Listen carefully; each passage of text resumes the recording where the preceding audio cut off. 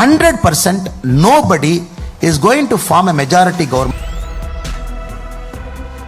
2026 either we will go for. So 2024 to 2026 என்னை பொறுத்த வரைக்கும் sir, it will give two things.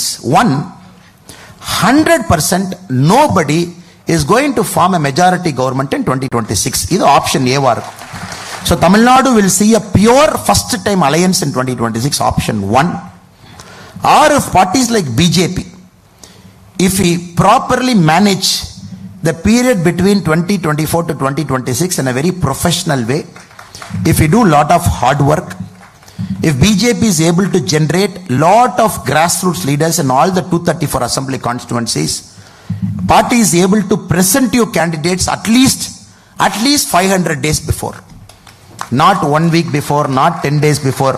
500 நாட்களுக்கு முன்பு 234 தொகுதிக்கும் பாரதிய ஜனதா கட்சி உங்களுக்கு வேட்பாளரை அறிமுகப்படுத்தினால் 2026 பாரதிய ஜனதா கட்சியினுடைய காலம். பட் உங்களுக்கு தெரியும், ஒரு தேசிய கட்சியில் இருக்கும், national party has got its own problem because it's a cadre driven party.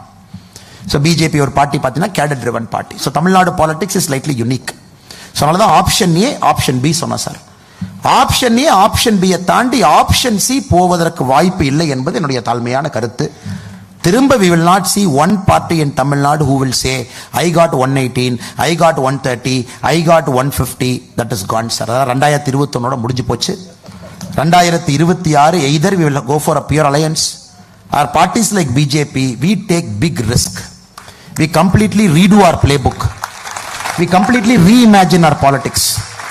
We put our candidates 500 days before the model code of conduct.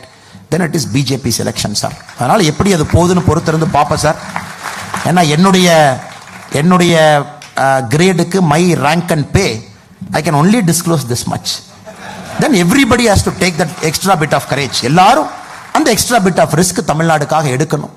But the party is ready, the cadres are ready. We believe it is our time. So I see a wonderful future for Tamil Nadu people.